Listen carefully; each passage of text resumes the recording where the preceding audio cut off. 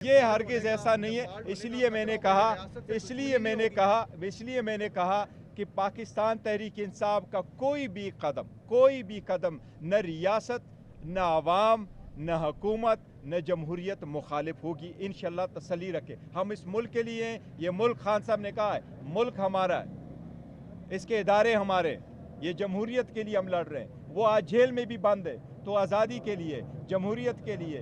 हमने तो पहले भी कहा था कि free and fair transparent election नहीं कराएंगे तो इकानमी को नुकसान होगा। आपने तो पहले से नुकसान किया। आज पंजाब का हाल देखो, जिस तरीके से वो चलाते रहे। हम तो चाह रहे हैं कि सब कुछ भूल जाओ, आगे की तरफ बढ़ो। आप खुद जमहूरियत को डिरेल करने की तरफ बढ़ रहे हैं। तो इंशाअल्लाह ताला पाकिस्तान तहरीक इंसाफ हर वो काम करेगी जिससे जमहूरियत मजबूत होगी और इसको करेंगे। और शाम में इंशाअल्लाह जब लेटर शेयर करेंगे तो फिर आप खान साहब से हमारी जो गुफ्तगू हुई उसमें उन्होंने कहा कि हमने लेटर लिख दिए।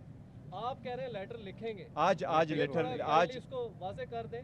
नहीं, आज लेटर लिखेंगे इंशाअल्लाह ताला। आज लेटर लिखेंगे और लेटर जाएगा शाम तक, इंशाअल्लाह आपसे शेयर करेंगे।